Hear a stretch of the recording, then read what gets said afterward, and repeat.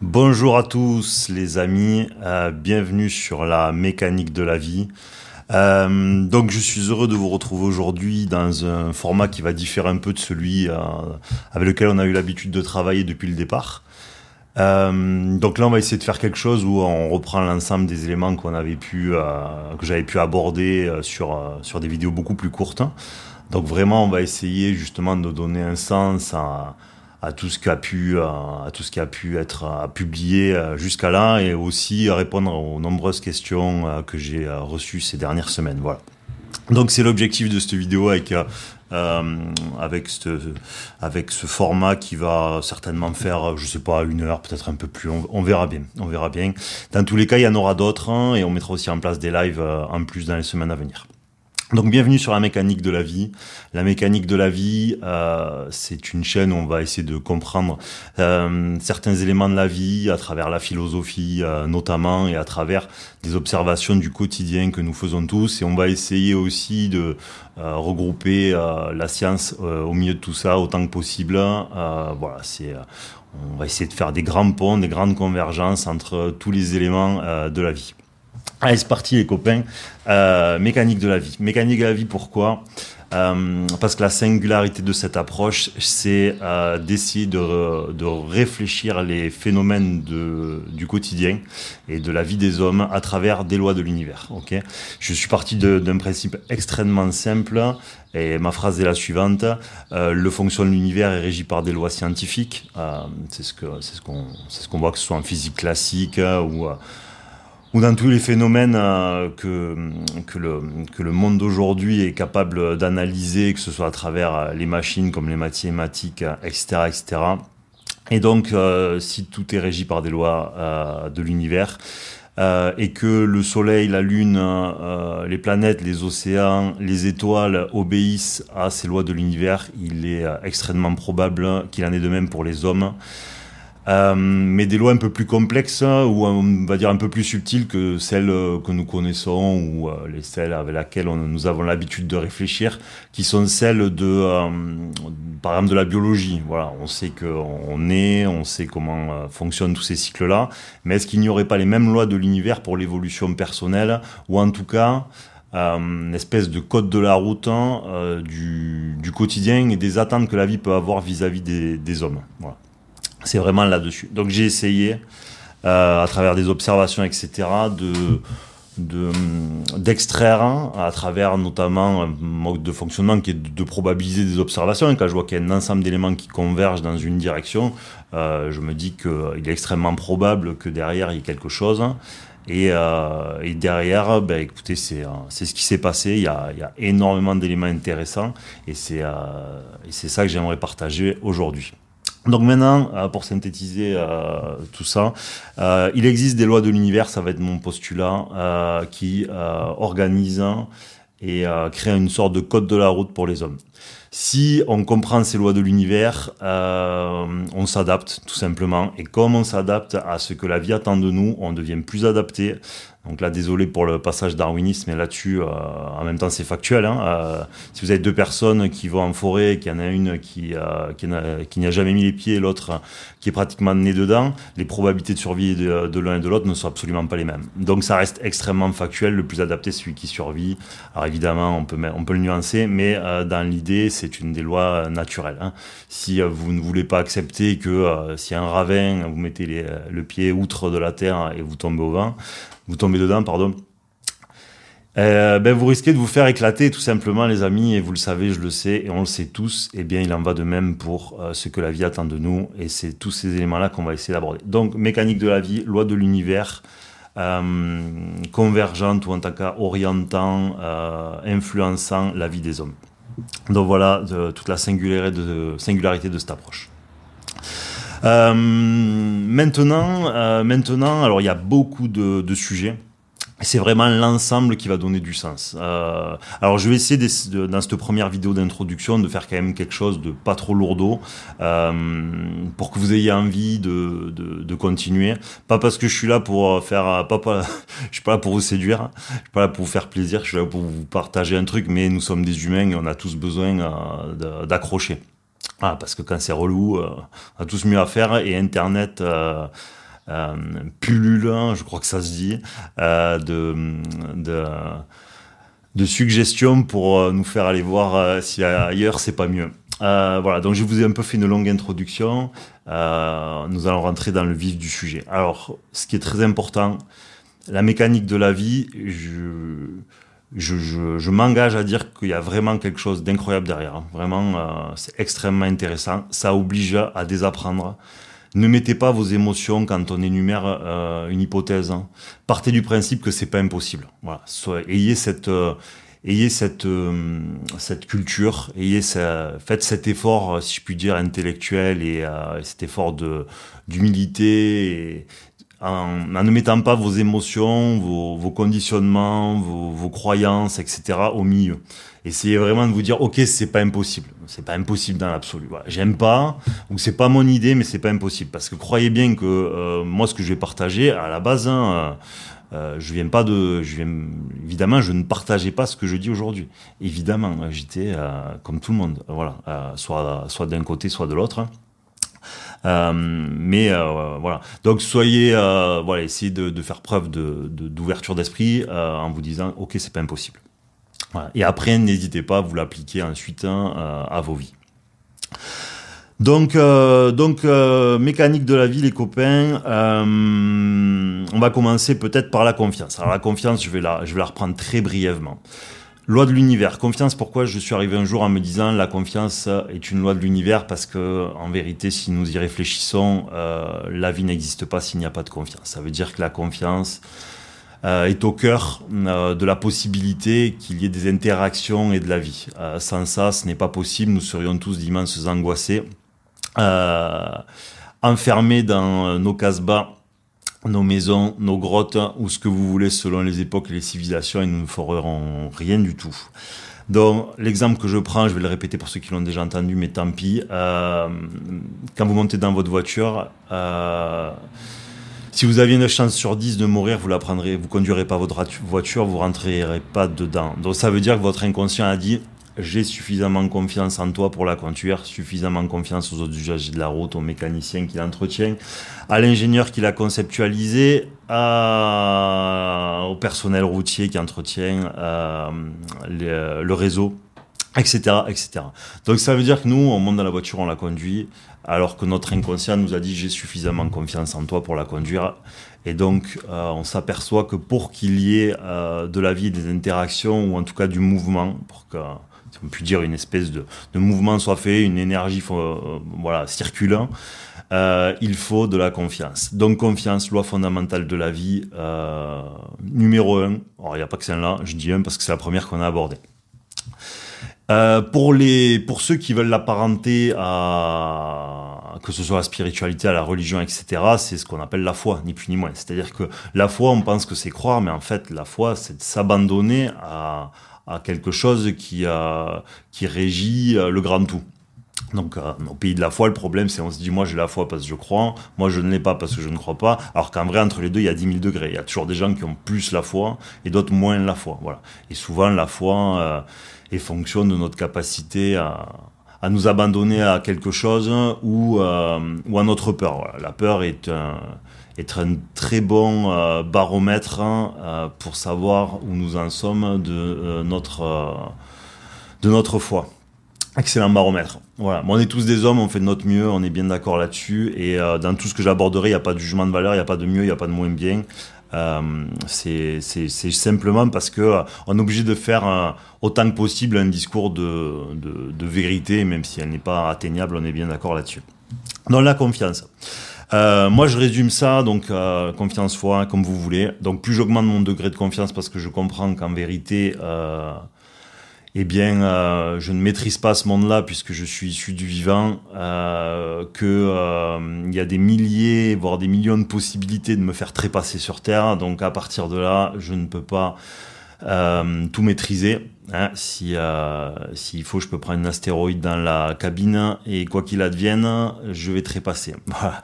Donc, il existe de nombreuses possibilités. Je vous énumère pas parce que sinon on a 3 heures de vidéo juste pour ça, mais vous comprenez l'esprit. Donc, j'ai augmenté mon degré de confiance. Si je suis plus adapté aux lois de l'univers, eh bien, l'univers va créer une sorte de de facilité, où il va aligner les choses et les circonstances pour moi, pour me rendre la vie beaucoup plus simple. Et donc, c'est ça. Donc ça, c'est des choses que je me suis appliquées à moi-même quand je les ai eues comprises il y a longtemps. Ça paraît extrêmement bateau peut-être pour certains, hein, mais faites-le. Vous verrez que c'est plus compliqué que ça en a l'air. Et qu'en plus, il y a des nuances. Hein. Dès qu'on comprend quelque chose, il vient se nuancer ensuite derrière. Dans la confiance. Donc, ce que je ne peux ou ne dois pas maîtriser, ce qui revient à la vie. Hein. Donc, tout ce que je ne peux pas maîtriser revient à la conscience. À la confiance, pardon. Autre point d'intérêt, la conscience. Donc, pour moi, la confiance et la conscience sont les deux grandes rencontres, les deux grands thèmes qui regroupent tout, absolument tout. Simplement, c'est un équilibre entre les deux. La confiance, c'est tout ce que je ne peux pas maîtriser. La conscience, c'est tout ce que je peux maîtriser ou sur lequel je peux avoir une influence. Voilà, tout simplement, on va rester sur quelque chose d'extrêmement simple. Donc, dans la conscience, je vais mettre deux choses. D'une part, je vais mettre ce que j'apparente au discernement, c'est-à-dire le côté choix, hein, le côté choisir. On voit bien que les hommes ont toujours à choisir entre bien, mal, bon, mauvais. On pourra rentrer en détail là-dessus parce que je sais déjà que ça en fait bondir certains juste quand on énumère ce que je viens de dire. Et dans le discernement, hein, est-ce que je vais plutôt là ou est-ce que je vais plutôt là? Est-ce que je vais plutôt ce choix de vie? Est-ce que je prends plutôt ce taf-là ou ce taf-là? Est-ce que, etc., etc. Donc ça, c'est discernement. Le suivant... Alors, dans la conscience, on est toujours dans la conscience, il y a l'équilibre, d'accord? L'équilibre, pourquoi? Parce que c'est le grand régisseur, hein, c'est le grand régisseur de l'univers. Ce que je veux dire, c'est que ce soit dans dans nos relations, parce qu'il faut que je m'inclue dans tout, hein, parce que je suis comme tout le monde, je m'inclus dans tout. Que ce soit dans votre repas, ou trop de sel c'est pas bon, pas assez il peut en manquer, ou dans la vie, j'entends par là trop de soleil, y a pas de vie sur terre, trop de pluie, il y a pas de vie sur terre. Donc la rencontre entre deux extrêmes crée un équilibre. Voilà, équilibre qui est un tantinet variable, mais qui est un équilibre qui permet la vie. C'est ça en fait qui va nous intéresser. Ces deux extrêmes. Alors que pourtant nous avons des préférences. Hein. Nous préférons, par exemple dans le cas soleil-pluie, la plupart d'entre nous choisir le soleil, et pourtant la pluie est si je puis dire, un mal nécessaire pour que la vie soit possible.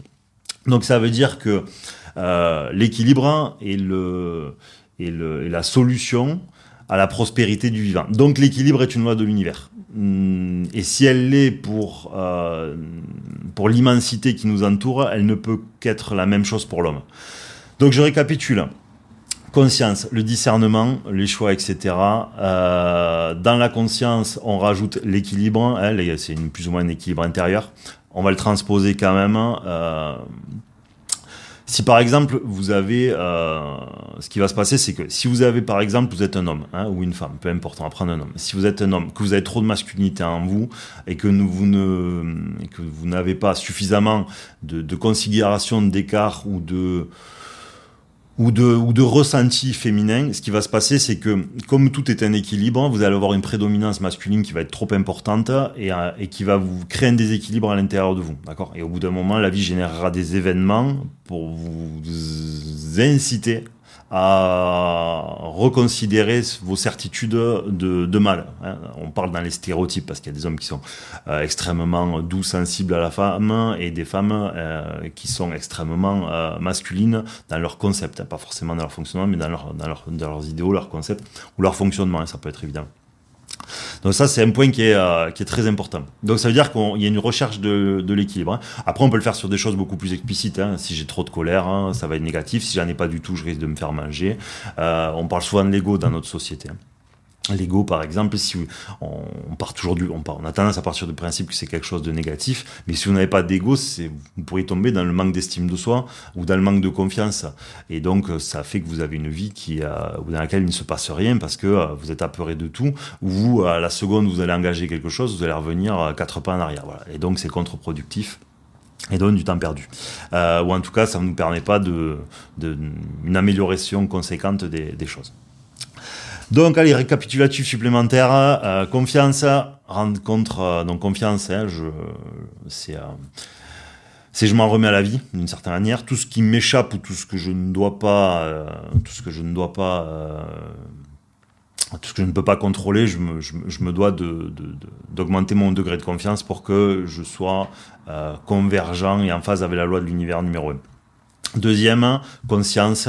Là, c'est discernement, hein, donc les choix que je dois faire en pensée, en mettant pas trop d'émotions, en agissant le maximum avec raison, mais ça c'est aussi un sujet dans lequel on pourra rentrer un peu plus tard.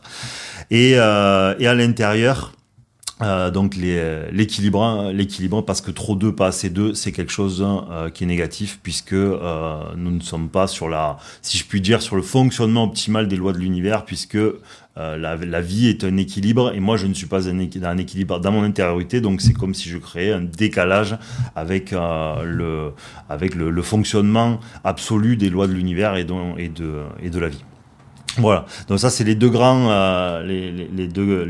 rencontres et les deux grands éléments les plus importants. Donc dans la conscience, on va rajouter un petit complément d'information. Il faut vraiment comprendre que se dissocier à l'intérieur, ce que j'appellerais la raison, on pourrait dire raison, on pourrait dire que j'opposerais à la passion. C'est-à-dire que il y a un côté, la raison, si vous n'êtes que raison, vous avez un côté, alors c'est pas forcément atteignable de l'homme, hein, mais il y aurait quelque chose d'un peu, je ne sais pas, peut-être un peu angélique ou ce que vous voulez. Et si vous n'êtes que passion, vous êtes dans un côté un peu animal. Hein. L'animal se pose assez peu de questions quant à ce qu'il doit faire. Il a un rapport à la culpabilité qui est très différent de celui de l'homme. Voilà, il agit beaucoup plus par instinct. Et donc la rencontre de raison et passion, c'est encore une fois un équilibre qui est convergent avec justement les lois de l'univers et la conscience. Donc, c'est-à-dire, il faut baisser en passion pour ceux qui en ont trop, augmenter en raison. Mais si vous ne faites que réfléchir et que vous êtes en décalage, c'est-à-dire que vous n'avez plus le côté peut-être enfant et de la spontanéité, c'est aussi un déséquilibre. Donc, c'est vraiment raison et passion doivent se rencontrer pour créer un équilibre nouveau. Ces équilibres, ils fluctuent tout au long de notre existence, hein, parce que plus on va évoluer, plus il y aura des exigences, hein, parce qu'on va aller tout le temps dans le subtil. Hein. On démarre toujours en dégrossissant et puis on finit dans quelque chose de plus petit, de plus subtil. Voilà les copains. Ensuite, nous sommes sur Terre. Alors non, je vais d'abord passer par ce biais-là. Dans la mécanique de la vie, on va partir du principe, et donc ce postulat, il est quand même central, qu'il existe une origine créatrice. Hein. Dieu, l'univers, à votre convenance, aucun problème là-dessus. Mais par contre, c'est au cœur de la mécanique. C'est-à-dire que le problème, c'est que moi, je l'ai déjà dit, je viens de l'athéisme, hein, pas de famille, mais bon, comme quand on sort de l'éducation nationale, généralement, et du darwinisme mal fait, si je puis dire. On se retrouve submergé par une rationalité qu'on oppose à tout le reste, hein, et on s'aperçoit que cette rationalité est pas forcément si bien employée que ça, puisque cette même rationalité, c'est elle qui m'a conduit justement à penser qu'il existait une origine créatrice. Pourquoi ? Parce que l'univers est beaucoup trop précis en vérité. Quand vous voyez qu'à la 10e, 15e, 20e de décimale d'une équation, tout est encore parfait, vous changez un seul chiffre, demain le soleil ne se lève pas, donc la vie n'est pas possible. Moi je veux bien que l'univers soit le fruit du hasard, mais le problème c'est que du moment qu'il y a cycle et répétition, demain le soleil se lèvera, normalement, du moment qu'il y a cycle et répétition, c'est qu'il y a une forme de l'intelligence. À qui pourrais-je faire croire que la voiture garée dans la rue, elle a toujours été là. Et que je tourne la clé et elle roule. Qui croirait ça ? Personne. Voilà. Tout le monde me dira non, il y a quelqu'un qui a réfléchi parce que c'est beaucoup trop compliqué pour... Ok, donc si la voiture, tu peux pas l'admettre, hein, ou en tout cas, imaginez que c'est possible, hein, parce que pour les plus athées, imaginez juste que c'est possible. Moi, je vous demande juste ça, hein, si vous voulez essayer de faire converger les lois de l'univers, enfin, en tout cas, la mécanique de la vie, je vous demande simplement de vous dire, ok, c'est pas impossible. Je peux admettre que ce postulat est possible. Voilà. Mais je me suis un peu perdu. Je me suis un peu perdu avec ça. Donc l'univers est beaucoup trop précis pour être hasardeux. Alors je vais pas passer 2 heures dessus. Hein. On pourrait une fois le faire, mais beaucoup de gens beaucoup plus compétents que moi l'ont fait et ils n'ont pas convaincu grand monde. Donc il n'est pas nécessaire d'y passer 1 heure et demie dessus. Partons simplement du principe que tout est beaucoup trop précis pour être le fruit du hasard, parce que quand bien même on l'explique, mais on explique quoi? On explique la mécanique de l'origine créatrice, en fait. C'est tout ce que nous faisons. On explique une mécanique savante qui est tellement supérieure à celle de l'homme qu'on est obligé d'être humble face à elle, tout simplement. On est obligé d'être humble face à elle, parce que quand bien même les premiers éléments qui se sont réunis pour être fonctionnels, les premiers éléments, ça veut dire qu'il y a quelque chose qui ordonne à l'infiniment petit, donc à la matière, aux particules, etc., d'aller rencontrer d'autres particules. Mais déjà, qu'est-ce qui a ordonné ce fonctionnement-là? Qu'est-ce qui ordonne de faire quelque chose, en fait? Pourquoi ça ne s'arrête pas tout simplement, et pourquoi ça ne fait pas rien? Donc simplement ça déjà fait qu'on peut toujours le mettre sur une nouvelle antériorité, dire ok, avant, mais enfin il y a toujours une intelligence, quoi, qui a été là dès l'origine de l'univers. Allez, trêve de ce. Donc il existe une origine créatrice, et vous verrez, elle donne beaucoup plus de sens que si on reste que sur loi de l'univers, hein, parce que sinon il manquait quelque chose. C'est pour ça que moi, au bout d'un moment, j'ai dit ok, c'est pas possible autrement. Voilà. Donc nous sommes sur Terre maintenant pour faire ce que j'appellerais du capital spirituel. Alors c'est le mot un peu lourdeau. Entendez par là, on est sur Terre pour évoluer, hein. On est sur Terre pour évoluer. C'est-à-dire que la Terre, la vie est un terrain d'expérimentation. C'est pour ça que nous avons toujours à choisir entre bien, mal, bon, mauvais. La vie, il faut que moi je la vois comme une espèce de jeu vidéo. Là, vous êtes dans un jeu vidéo, Mario, Zelda, ça dépend de vos références, Pokémon, pour d'autres, j'en sais rien. Et dans un jeu vidéo, si nous sommes sur Mario, alors pour les moins férus ou peut-être pour les plus âgés, pour les générations que ça n'a pas intéressé, dans un jeu vidéo, si tout est plat et lisse, ben, il se passe que dalle. Voilà, le personnage ne comprend pas l'expérience qu'il est venu faire. Il ne comprend pas ce que fait un trou, une bosse, d'autres protagonistes sur la map, les champignons, les pièces ou ce que vous voulez. Ça veut dire qu'il va falloir rajouter des paramètres pour que le personnage puisse évoluer, comprendre ce qu'on attend de lui. Et ça, c'est qui le fait? C'est le programmateur du jeu vidéo. Et le programmateur est un peu le grand régisseur. Parce que qu'on le veuille ou non, il y a des lois de l'univers, hein. Vous pouvez faire ce que vous voulez. Normalement, vous n'êtes pas censé traverser un mur. Donc il est écrit quelque part que tu ne peux pas traverser un mur, qu'on le veuille ou non. Donc si tu le fais pas, tu vas te faire éclater, c'est tout ce qui va se passer. Donc il est intéressant de considérer les lois de l'univers. Donc un jeu vidéo, et donc il faut des paramètres, hein, sur ce jeu vidéo, justement pour le complexifier et pour aider le personnage à comprendre ce qu'on attend de lui. C'est ça l'intérêt. Et plus le personnage va comprendre que dans un trou, il y tombe et que c'est pas bon pour lui, et une bosse ou un champignon qui vient. Donc champignon, c'est un personnage de jeu vidéo. Je pense que les moins férus l'auront quand même compris. Donc ce sont des détracteurs, ni plus ni moins, hein, voilà. Ce sont des détracteurs qui sont là pour nous rendre plus aiguisés, plus affûtés, plus malins, et donc nous faire comprendre et nous faire aller là où le programmateur a pensé qu'il était nécessaire que nous allions. Parce que si on fait demi-tour ou qu'on ne bouge pas, au bout d'un moment, comme nous, en plus, nous avons des besoins biologiques, hein, on va crever la dalle, on va sécher au soleil de soif, donc notre espérance de vie est comptée. Donc comme dans un personnage, vous avez une obligation d'aller quelque part vers l'avant ou de créer un mouvement, hein, que vous le vouliez ou non, sinon vous êtes rattrapé par le programmateur parce que vous ne respectez pas les lois qu'il a mis au cœur de votre existence, en fait, hein, au cœur de la vie. Donc vous devez avancer. Donc voilà, ça c'était pour le capital spirituel. Capital spirituel, ça veut dire que tout est organisé à des fins d'évolution personnelle, hein, tout simplement. Donc tous les paramètres, tous les paradigmes. C'est-à-dire que moi je considère que chaque chose qui constitue l'univers, que ce soit la civilisation, la famille dans laquelle vous êtes, les enfants, votre épouse, votre travail, absolument tout, hein, absolument tout, et même tous les gens que vous aimez le moins sur cette terre sont ceux qui ont été le plus mis au cœur de ce monde et de votre monde ou de votre quotidien pour vous pousser à évoluer, hein, et à prendre la destination, pour vous mettre en fait face à ce que vous avez à sevrer ou à rééquilibrer, ou à vous abandonner à la confiance. Voilà, c'est tout ça, tous les paramètres de la vie, hein, qu'il soit civilisationnel, sociétal, politique, que ce soit dans nos relations affectives, que ce soit dans notre travail, que ce soit vis-à-vis de notre patron ou de nos clients pour les autres, eh bien c'est un rapport toujours à l'évolution à travers la confiance, la conscience, donc discernement et équilibre intérieur. D'accord ? Du moment que vous êtes carencé ou en déséquilibre ou que la conscience supérieure va attendre quelque chose de vous, elle va vous mettre dans les circonstances pour le modifier. Et donc c'est pour ça qu'on a beaucoup de phénomènes répétitifs dans le quotidien.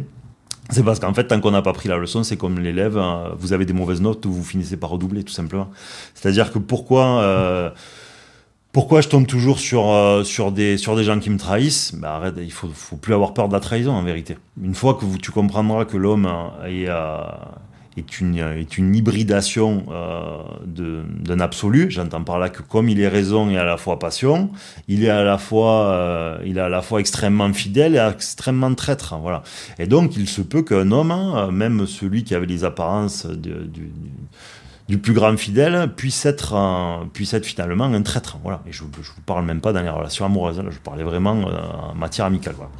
Donc il faut essayer de comprendre que si je ne comprends pas par un processus de la logique ces règles-là et que j'essaye pas de faire ce rééquilibrage intellectuel, si je puis dire, mais même si certains d'entre nous le savent, évidemment, simplement on n'y arrive pas. Mais justement, avec l'ensemble des phénomènes complexes qu'on abordera dans la mécanique de la vie, ce sera peut-être l'occasion de rendre la chose beaucoup plus simple et beaucoup plus abordable, parce que évidemment que personne n'a envie d'avoir de difficultés. Personne n'a envie ou quand quelqu'un a un diagnostic, évidemment que chacun a envie de l'appliquer, mais qu'en vérité c'est beaucoup plus compliqué que ça, évidemment. Voilà. Mais là c'est simplement pour étayer, expliquer quelque chose, pour le rendre accessible. Voilà. Donc tout ce que toutes nos carences, nos peurs, nos besoins, nos manques, comprenez que la conscience supérieure va nous mettre en situation pour les améliorer, les sevrer, etc. Voilà. C'est pour ça que certaines femmes vont toujours attirer les mêmes profils d'hommes, parce qu'elles vont être attirées soit par les hommes qu'elles veulent sauver, par exemple, soit c'est l'inverse. Voilà. Bon, ça c'est vraiment pour faire un grand intitulé. C'est un grand intitulé. Voilà. Et chez l'homme c'est la même chose. Chez l'homme c'est la même chose. Donc par exemple la femme qui va avoir ce type de problématique, la problématique à l'homme qui est prédominante, mais ce qui est extrêmement courant chez la femme, puisque on a tendance à avoir la problématique de notre opposition. Si je suis une femme, pour que je comprenne l'homme, il faut que je m'y intéresse à lui. Pour que je m'y intéresse, il faut qu'il ait de l'intérêt. Pour qu'il ait de l'intérêt, il faut qu'il y ait quelque chose en moi qui me pousse vers lui. Si je vais vers quelque chose de trop simple, de trop doux, je vais pas me questionner sur son mode de fonctionnement, sur qui il est, sur comment il fonctionne. Ça va pas m'intéresser parce que, justement parce que tout va bien, quoi. Donc il me faudra des aléas qui me poussent à la réflexion et qui me permettent de comprendre pourquoi j'attire ce genre de profil. Voilà. Et c'est la même chose pour tout. C'est la même chose pour tout, que ce soit nos enfants. Un enfant est le reflet de deux choses. Soit parce qu'il faut comprendre, l'enfant n'est pas testé à proprement dit puisqu'il est trop petit pour ça. D'accord. Avant, je sais pas, il faudrait que j'en vois plus régulièrement, mais peut-être une quinzaine d'années.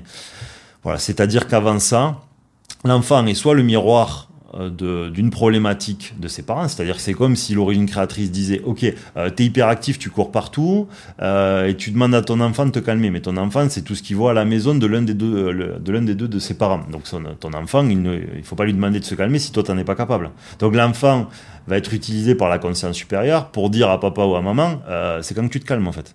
Si ta vie n'est qu'une éternelle compensation à travers ton hyperactivité de quelque chose, réveille-toi.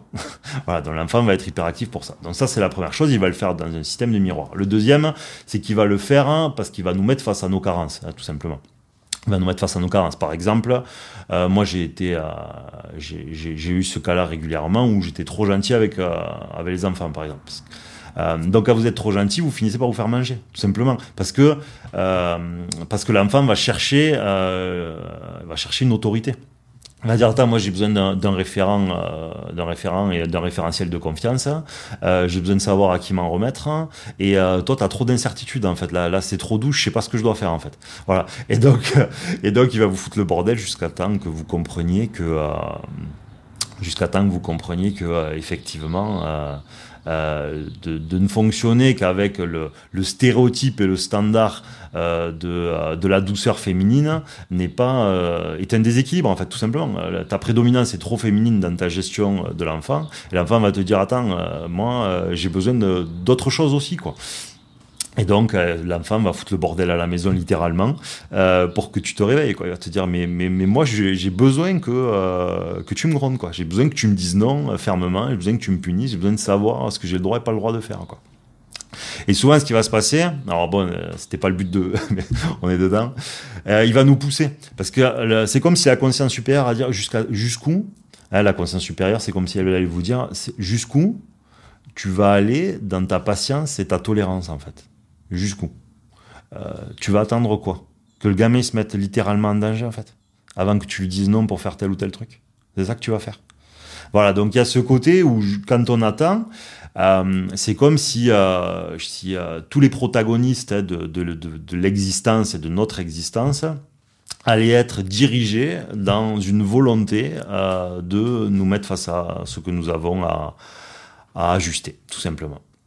Et si on le comprend, notre vie devient plus simple et plus douce. Si on le comprend pas, elle se complexifie. C'est comme ça qu'après, on va avoir des émotions qui vont être pénibles et où on va attirer des circonstances qui, elles, le seront. Voilà, parce que tout ça, ce ne sont que des réveils, ni plus ni moins. C'est-à-dire alors je sais que c'est un fait parce que la vie peut être très compliquée, donc forcément, quand je dis ça, il y en a qui disent, attends, moi j'ai vécu ça et ça. Ouais, mais souvent, il y a une raison. L'univers ne joue pas à des jeux de hasard. Voilà, donc des fois on comprend pas, mais la plupart du temps, c'est clairement un ordre établi, et quand on le cherche, alors je sais que faites preuve d'ouverture par rapport à ce sujet-là, n'ayez pas de réaction trop forte, mais c'est pas moi qui ai fait les règles. Moi, j'essaie juste de partager certaines que j'ai comprises pour faire en sorte que mes semblables vivent leur vie avec plus de douceur. Bon, parce que se faire éclater, c'est pas méga agréable non plus. Donc, c'est ça l'objectif. Donc, on est sur Terre pour faire du capital spirituel qui est ni plus ni moins qu'évoluer. Évoluer, c'est la genèse du vivant. Ce qui n'évolue pas meurt, ou ce qui n'évolue pas est en concurrence avec quelque chose qui, lui, a continué d'évoluer. Et donc, dans une forêt, si le voisin, au bout d'un moment, si l'arbre voisin devient trop grand, il vous fait trop d'ombre. Si vous faites trop d'ombre, l'arbre concurrent ne fait plus de photosynthèse, et donc il va mourir. Encore une fois, c'est l'ordre établi, ce n'est pas moi qui l'ai fait, c'est simplement que il faut accepter ce qu'il est pour justement se rendre la vie plus simple. Donc on est sur Terre pour faire du capital spirituel à travers la confiance et à travers la conscience. Voilà pour... pardon, je suis un peu déshydraté. Donc maintenant, je vais aborder quelque chose. Je pensais le faire dans une deuxième vidéo, mais c'est vraiment pour amener un maximum de rationalité à tout ça, vraiment. Alors moi, j'ai dissocié quelque chose qui est extrêmement important. Il y a quelque chose, alors la physique classique, c'est-à-dire que je suis pas expert en plus. Si je prends mon stylo, que je le lâche, okay, et que nous sommes 1000 à faire la même chose, il y a une loi de l'univers qui dit ok, le stylo va tomber parce que il y a la pesanteur, etc., etc. Okay. Donc il y a un ordre établi qui nous donne ce qui va se passer, la règle. Okay. Donc ça, c'est de la physique classique. La physique classique, c'est ce que moi je vais appeler le plan humain, d'accord ? C'est-à-dire, c'est les lois que nous pouvons voir de manière explicite. C'est celle qu'on peut tous constater très facilement, c'est celle qui obéit grosso modo aux 5 sens. Voilà. On va partir de ce principe-là. Donc c'est les lois qui auront, c'est-à-dire les expériences qui produiront toujours les mêmes résultats, quelle que soit la personne qui fait l'expérience ou l'expérimentation. D'accord ? Si 1000 personnes passent au-dessus du même trou, les 1000 tomberont dedans. Bon, sauf si à la fin ils s'entassent et que ça fait un pont. Mais vous avez compris le propos, s'il est suffisamment profond, ça ne sera pas le cas. Donc ça, c'est physique classique. Tout ce qui est observable, etc. Maintenant, il y a le gros problème, c'est que on a essayé de comprendre la vie. C'est-à-dire que Il y a un code de la route pour la physique classique et le plan humain. Là, je parle pour la vie des hommes. Hein. Attention, je parle bien pour la vie des hommes. On essaye de trouver un point de convergence entre la vie des hommes et de la science. Le problème, c'est qu'on a essayé de comprendre la vie des hommes avec exclusivement nos yeux, nos habitudes, nos lois de l'univers, de la physique classique. Et le problème, c'est que ça ne marche pas comme ça. Okay, parce qu'une émotion dans l'absolu, par exemple, je prends très simplement une émotion. Une émotion dans l'absolu, elle est impalpable, d'accord ? Alors, des fois, elle peut se matérialiser sur le plan physique, puisque ça peut se voir à la gueule d'un individu, c'est possible. Des fois, ce n'est pas le cas. Ou des fois, vous pouvez en avoir une qui est à l'intérieur bloquée et elle ne se matérialise pas de manière explicite. Okay, elle est coincée dans la structure. On pourrait dire ça comme ça. Donc ensuite, qu'est-ce qui va se passer ? Il va nous falloir, donc ça c'est un code de la route, il va nous falloir expliquer tout ce que la physique classique ne suffit pas dans la vie des hommes à expliciter et à expliquer. Ça veut dire qu'il y a beaucoup de phénomènes, et on se retrouve face à ça, où on est incapable d'avoir même des hypothèses valables. Voilà, on dit, je sais pas... c'est la vie, voilà. Et justement, on va s'autoriser à se dire non, c'est pas la vie. Il y a certainement des lois de l'univers puisque Dieu, par exemple, ne joue pas au dé comme le disait Einstein. Donc, qu'est-ce que ça veut dire ? Et donc là, on va appeler ça la mécanique quantique. Et la mécanique quantique, c'est ce que j'appellerais le plan spirituel. C'est pour donner un mot, on s'en fout dans l'absolu. Mécanique quantique, les amis, on va pas rentrer 3 heures dedans, déjà j'en ai pas les compétences, mais c'est pour comprendre les grands éléments. En mécanique quantique, ce même stylo, quand je lâche, en fait, quand c'est moi par exemple, il va tourner là. Quand c'est telle autre personne, il va faire ça. Quand c'est une autre personne, en fait, il va aller là-bas, il va faire comme ça. Quand c'est une autre, il va encore aller là-haut. Complicate, voilà, complicate. Comprenez par là qu'une chose qu'une expérience peut produire des résultats différents en fonction des individus. Ça veut dire que selon qui vous êtes, la même chose ne produira pas les mêmes effets. C'est ce qu'il faut comprendre. Deuxième autre chose, un élément peut être à divers endroits à la fois. Voilà. Ça, c'est un autre élément de la mécanique quantique. Et je ne rentre pas plus en détail, c'est juste parce que régulièrement, je vais le transposer à ce que j'appellerais les lois de l'univers à travers la mécanique de la vie, tout simplement. Donc, c'était juste pour donner 2 petits éléments. Il y a des gens qui en parlent extrêmement bien et qui démocratisent ça et qui le rendent extrêmement accessible. Et je vais absolument pas faire ce travail-là. Voilà. Donc, n'hésitez pas, par contre, à le regarder parce que c'est vraiment intéressant. Donc, ça permet de comprendre des phénomènes dans lesquels à la base on était tous médusés de se retrouver devant des choses que nous n'expliquions pas. Et donc grâce à ça, la découverte de la mécanique quantique, on s'aperçoit que de l'information circule sans que des éléments ont besoin de se toucher. D'accord ? La Lune influe sur les marées. La Lune, elle va pas dans l'océan. Elle va pas se garer chaque jour à une heure précise, dire je vais me stationner dans l'océan pour que l'eau elle monte. Voilà. Comme ça, ils vont pouvoir faire du surf au Pays Basque. Non, ça marche pas comme ça. Donc ça veut dire qu'il y a de l'information qui circule sans que 2 choses se touchent. Okay. Mais bon, aujourd'hui, la technologie l'a largement démontré. On le voit avec la 4G, avec le Wi-Fi, on le voit avec le monde des satellites.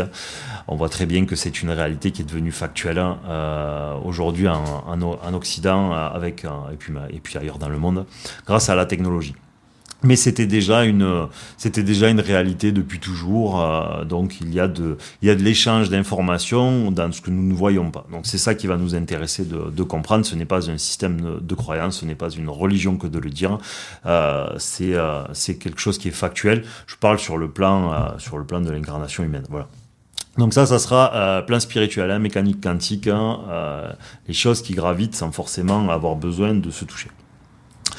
Je vais rentrer dans 1 ou 2 éléments maintenant.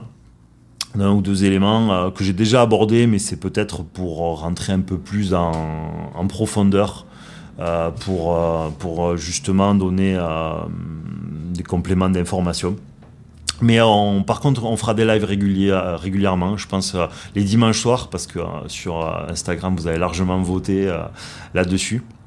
Donc je pense qu'on fera des lives régulièrement où justement on pourra rentrer beaucoup plus en détail que ce que je le fais, parce que là le but c'est quand même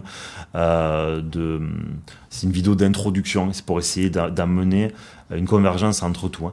Et tout n'a d'intérêt ni de sens que parce que c'est dans cet ensemble, hein. Si vous dissociez les choses et ce que j'aborde les unes des autres, ça a beaucoup moins d'intérêt, hein. Même si vous pouvez vous dire oui, ok, c'est vrai, mais ça a de l'intérêt surtout parce que dans son ensemble, c'est qu'on a une espèce de puzzle où il y a quelque chose qui s'en dessinerait, hein. Voilà. Donc c'est vraiment ça l'intérêt.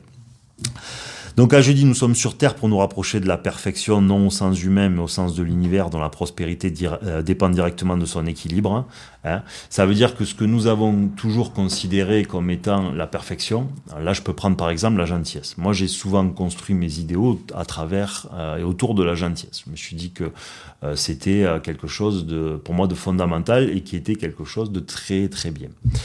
Le problème, c'est que je me suis aperçu que la gentillesse, déjà on l'avait très souvent dès notre naissance, pratiquement. C'est-à-dire que, je reprends cet exemple, hein, si vous prenez deux enfants d'une même fratrie, même si c'est des jumeaux, ils peuvent avoir déjà ce trait de caractère-là à 5 ans par exemple. Et donc il y en a un qui est plus empathique, hein, plus en manque de confiance, plus près des parents, plus dans l'émotionnel, fait plus attention aux autres. Il va pleurer plus facilement. Et l'autre, il est un peu plus indépendant. Ça n'empêche pas d'être extrêmement sympathique, hein, mais il va plus faire sa vie. Il va moins se mettre en pleurs pour rien. Et vous retrouvez ces deux mêmes enfants en 30 ans et vous allez voir qu'ils vont rester sensiblement les mêmes. Sensiblement les mêmes traits de caractère vont se décider. Simplement, c'est l'expression de ces traits de caractère va être un peu différente. Donc il y en a un qui aura un peu plus eu du mal avec, alors si c'est des garçons, avec les filles, hein. Parce que justement comme il est trop en sensibilité, l'univers devait lui faire rencontrer des filles qui le rejettent, etc. par exemple. Il va manquer de confiance, il va manquer de confiance en lui, donc il lui aura été souvent plus difficile d'entreprendre, hein, parce que chaque fois qu'il engage quelque chose, il va arrêter. C'est quelqu'un qui a du mal à dire non aussi, hein,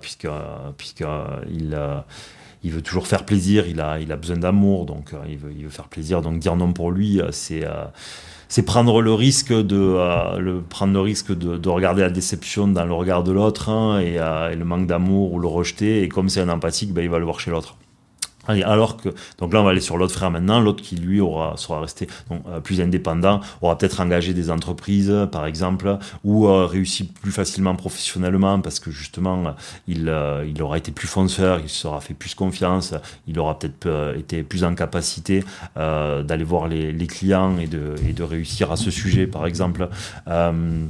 Avec ses relations affectives, justement parce que son implication émotionnelle était plus pondérée, il a eu des relations plus simples, ou en tout cas il en aura moins souffert, voilà. Donc ça c'est bon, c'est pour vraiment les grands traits de caractère. Bon, comprenez là-dedans, j'ai pris un peu de temps, j'aurais pu faire plus rapide, hein. Comprenez qu'à 5 ans, les traits de caractère principaux de l'un comme de l'autre étaient relativement établis, à 5 ou à 7 ans, ok. À 30 ans, je les retrouve. Maintenant, vous posez la question à la plupart des humains, et notamment à nous les Occidentaux, qui sommes un peu plus conditionnés, mais bon, c'est quand même dans la nature humaine. Lequel de ces deux personnes allez-vous préférer ? Il y en a un qui va beaucoup plus vous aider, il y en a un qui va beaucoup plus faire attention à vous, il y en a un quand vous n'êtes pas bien qui va systématiquement venir vous aider, c'est quelqu'un qui va peut-être plus facilement donner à des associations, etc. Enfin, je sais, c'est assez caricatural là, ceci dit. Et l'autre peut-être qui lui, quand vous allez l'appeler, il aura moins le temps pour vous, ça n'empêche pas de passer une excellente soirée avec, hein, vraiment pas, ça n'empêche pas même d'être un ami fidèle, mais il va beaucoup moins s'oublier que l'autre. Voilà. La plupart d'entre nous va choisir dans sa projection de l'idéal le plus empathique et celui qui est le plus gentil, le gentil dans les standards, hein, c'est pas une réalité, hein, des deux. Le problème, c'est que ça, c'est ce que va penser un humain, ok. Maintenant, si on s'extrait de la lecture humaine et de la vision humaine, et que maintenant on voit à travers l'origine créatrice, en s'autorisant à dire qu'elle existe, ok. Qui vaut mieux entre l'un et l'autre? Qui vaut mieux? Réfléchissez-y. Réfléchissez-y. Moi, je suis arrivé à la conclusion suivante. Vous êtes ce que je vous ai donné. Vous êtes ce que je vous ai donné. C'est-à-dire que ma représentation du mieux et du moins bien et du bien et du mal elle est beaucoup plus complexe que celle que j'avais projetée, imaginée jusqu'à là. Et ça, c'est vraiment un sujet sur lequel je vous somme de vous arrêter en repensant bien ce postulat-là, parce que ce qui nous a été donné à notre naissance trouve son origine, et ça, je vais y rentrer, pas aujourd'hui, je pense, on verra, on verra, dans nos douleurs, souffrances vécues. Hein, là, on est plus dans la psychologie, psychanalyse, mais pas que. On peut être aussi dans l'épigénétique. Et en fait, nous naissons avec ce capital. Donc si nous répétons le capital qui nous a été donné, c'est-à-dire nos traits de caractère principaux, il n'y a aucun mérite à ça. C'est-à-dire que le gentil va trouver l'origine de son extrême empathie, de son extrême gentillesse, mais qui est une forme sacrificielle dans l'expression. Okay, c'est-à-dire que il dit « je n'existe pas ». D'accord, dans l'absolu, c'est ça le problème, c'est « je n'existe pas », puisque tout passe avant moi quelque part. D'accord, tout passe avant moi, ou tout le monde plutôt, parce que c'est surtout tout le monde. Tout le monde passe avant moi. Et donc, si je trouve ça dans la peur d'être rejeté, la peur d'être abandonné, le manque de confiance, etc., etc., ça veut dire que les traits de caractère qui font de moi ce que mon semblable humain va considérer comme de la gentillesse n'est rien d'autre en vérité que des peurs. C'est-à-dire, je suis gentil parce que j'ai peur de tout. Donc, est-ce que je suis gentil? Non, je suis ce qui m'a été donné et ce qui a créé en vérité mon caractère. Okay, alors, ça ne veut pas dire qu'il ne faut pas être gentil, soyez nuancés, d'accord? Simplement, comprenez que dans l'exemple des jumeaux, par exemple, qui est extrêmement intéressant pour ça, c'est que quelque part, l'équilibre, c'est que l'un aille à la rencontre de l'autre. J'entends par là dans la compréhension, parce que l'un comme l'autre sont un déséquilibre, parce que un doit aller beaucoup plus vers sa sensibilité, vers sa considération pour les autres, vers la compréhension, mais il va pas le faire si ça lui est trop facile. Il va pas attendre 2 heures après quelqu'un qui est en train de chialer, parce que lui, il va le regarder, il fait « mais pourquoi tu chiales ?» tu vois, parce que lui n'a pas ce capital-là. Il peut pas, il lui est très difficile de se mettre dans cet état-là. Voilà, donc lui, il va se dire, mais ça va, faire un foot, faire un rugby, passe à autre chose, tu vois, c'est rien. Ou va faire, viens voir des copains, on va rigoler, on va passer une bonne soirée, tu vas penser à autre chose, tu vas voir, c'est facile. Oui, mais lui, il peut pas. Parce que lui, dans son capital à lui, dans son inscription intérieure, dans son ADN, ça marche pas comme ça. C'est très différent. Lui, il peut pas penser à autre chose qu'à ça quand il a le nez dedans. C'est impossible. Voilà.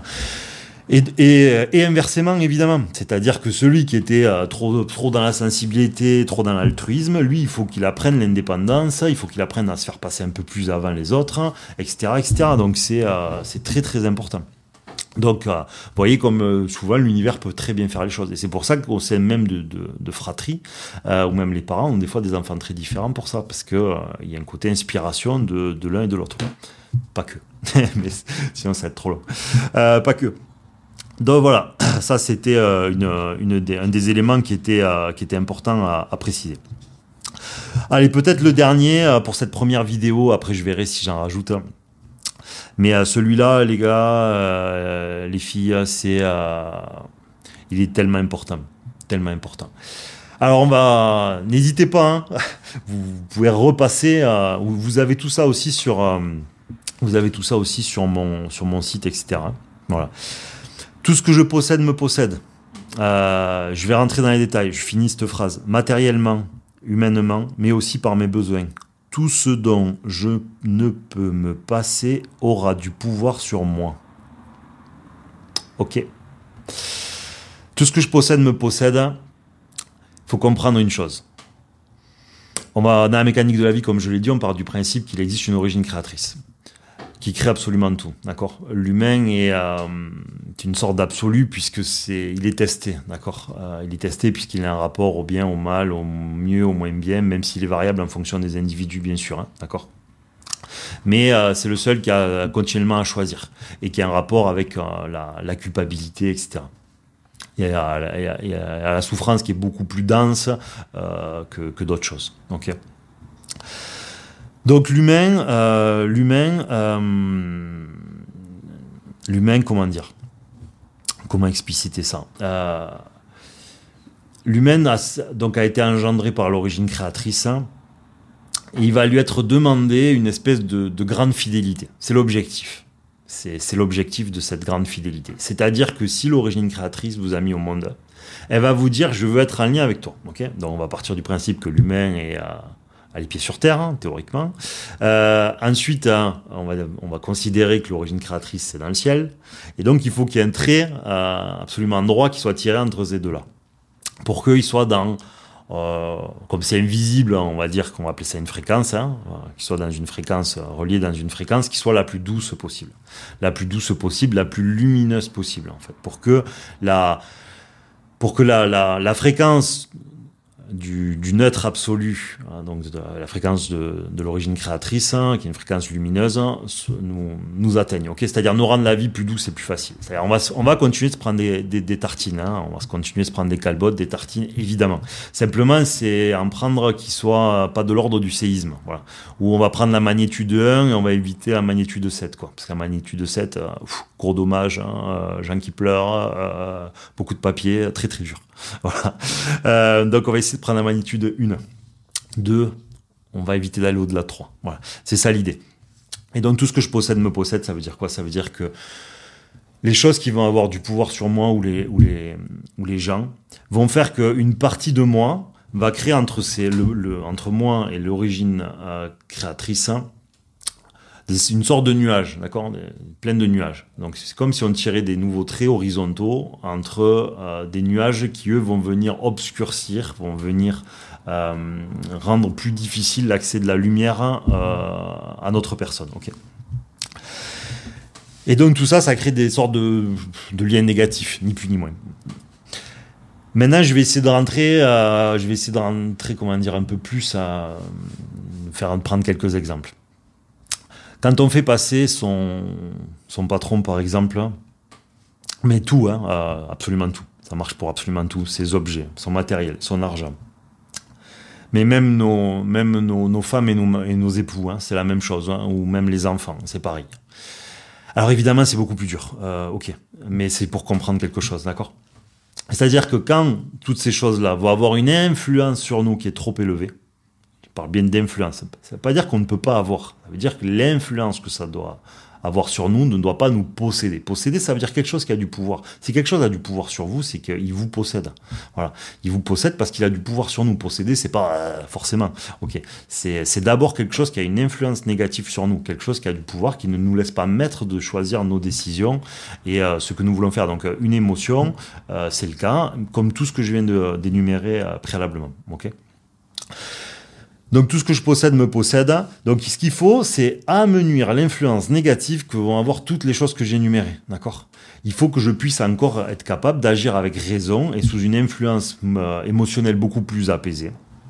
Parce que si je donne plus d'importance à ma maison qu'à l'origine créatrice, ça veut dire que ma maison me possède. Si vous êtes l'origine créatrice, vous allez tenter de faire quoi un jour ? Je vais t'en rendre esclave. Je vais te rendre esclave littéralement de ta maison. Ou, au bout d'un moment, je vais pas abuser parce que sinon je suis pas là pour vous foutre pour vous foutre les glandes. Mais grosso modo, il faut comprendre que on parle au pays de l'univers.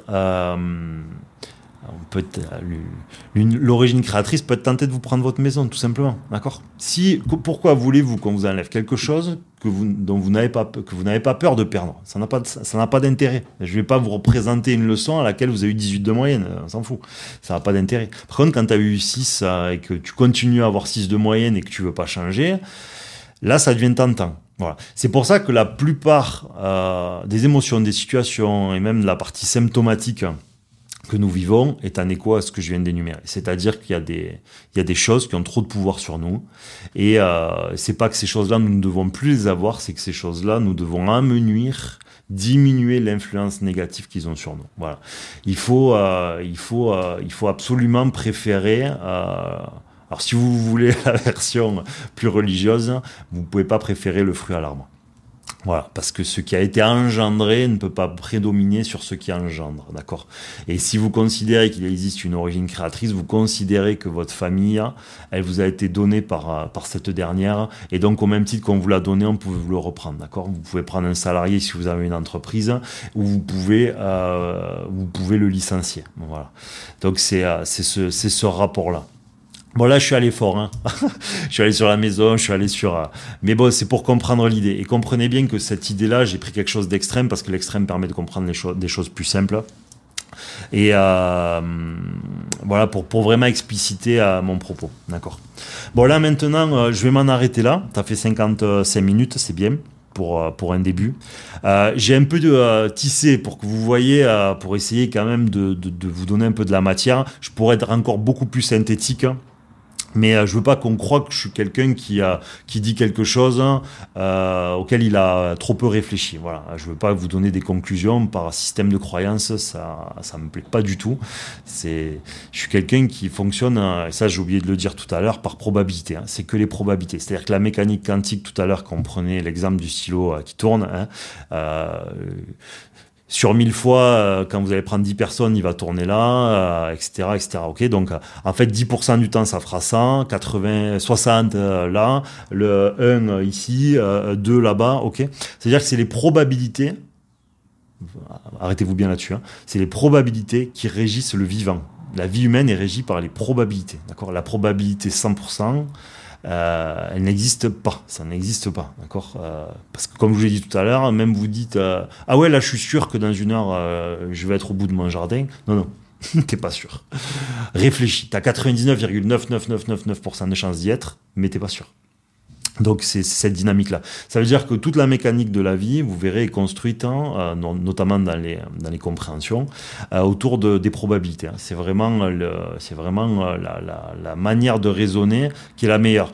Et après, on s'en fout si on se trompe. Si j'ai mis toutes les chances de mon côté pour réussir quelque chose, c'est pas grave de ne pas y être arrivé. J'aurais agi avec raison parce que les probabilités sont la rencontre de la raison. Hein. La raison et les probabilités, pour moi, c'est en tout cas transposé à la vie humaine, ça veut dire la même chose.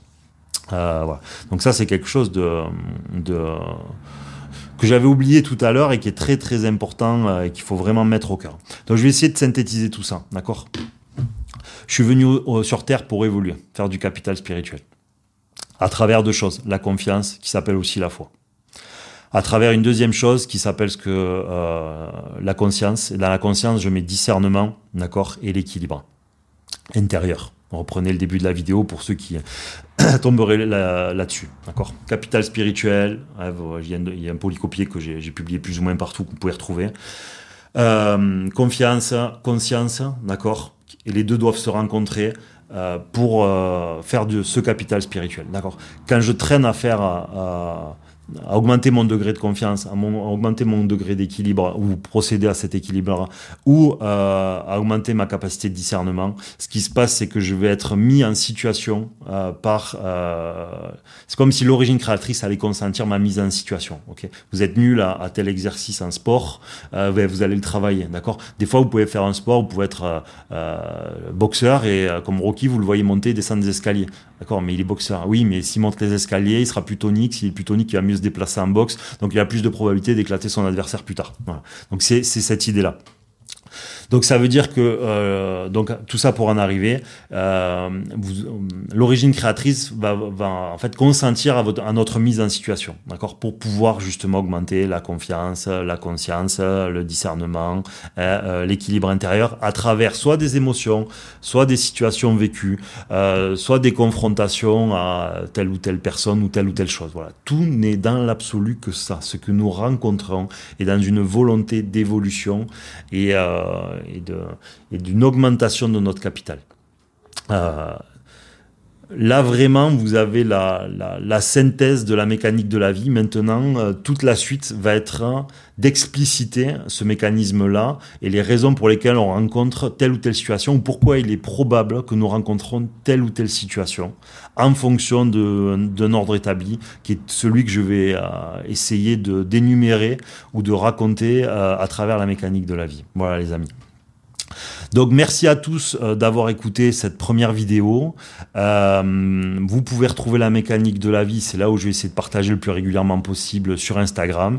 On va garder des formats un peu plus longs, je pense qu'on publiera des lives aussi, les lives seront publiés sur YouTube, la chaîne YouTube, donc maintenant je vais essayer de rajouter du contenu, faire des vidéos plus régulièrement. N'hésitez pas à envoyer des questions sur Instagram autant que possible, c'est plus facile pour la gestion. Merci merci à tous. J'espère que ça parlera à certains. N'ayez pas peur de désapprendre. N'ayez pas peur de vous dire « Ok, c'est pas impossible ». Faites cet effort-là. Ça vous permettra bien souvent de prendre des séismes puissance 1, 2, plutôt que des 6, 7 qui sont hautement désagréables. Je sais de quoi je parle. Voilà les copains. Merci à tous une nouvelle fois. La mécanique de la vie, on a aussi fait un site mécaniquedelavie.com. De toute façon, c'est toujours mécaniquedelavie.com, compte YouTube mécanique de la vie et Insta mécanique de la vie. Et si un jour on crée un autre support, enfin je crée un autre support, ça sera la même chose. Voilà. Merci à tous une nouvelle fois de m'avoir écouté et à très bientôt sur la mécanique de la vie. Merci à tous.